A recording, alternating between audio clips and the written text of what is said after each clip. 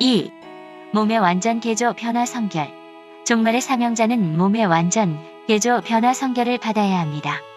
인간의 힘이라는 것은 소년이라도 장정이라도 다 피곤해 넘어지는 것이 약점이지만 여호와를 앙망하는 자는 초인간적인 새 힘을 주어서 백전백승의 용사가 되게 한다는 것입니다.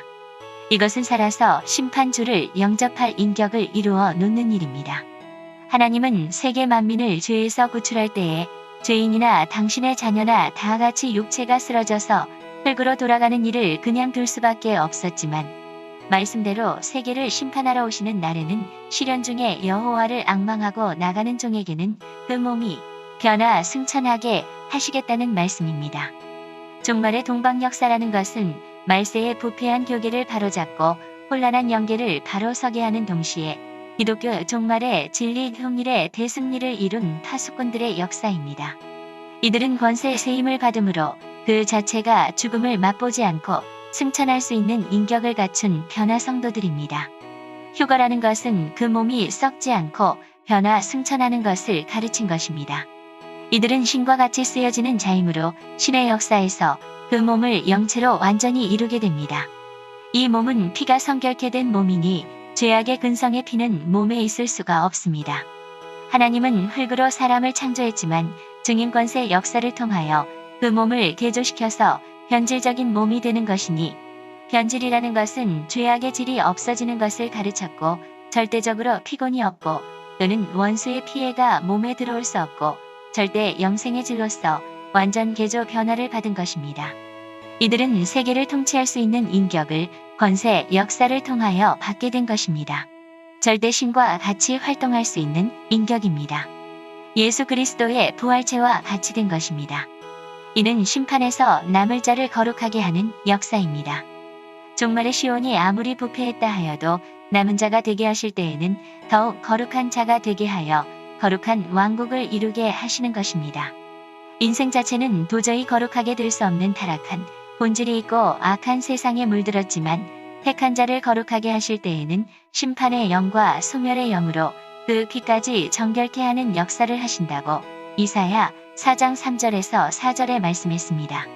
이날까지 기독교의 역사는 그 영을 중생시키는데 목적을 두었지만 심판기가 올 때에는 당신의 자녀를 그 몸의 피까지 정결케 하셔서 완전 개조를 시키되 죄의 몸을 거룩한 몸이 되도록 심판의 영과 소멸의 영으로 완전히 사로잡아 그 몸에 죄의 본질인 피까지도 정결케 하시는 역사를 말합니다. 이것은 받은 자밖에는 알 수 없는 일입니다. 중생의 은혜도 받은 자밖에는 모르는 것과 같이 몸의 완전 개조를 받는 것도 받은 자 밖에는 알 수가 없는 것입니다. 이 거룩이라는 것은 진노의 날에 남은 자 된 자에게 해당되는 말입니다.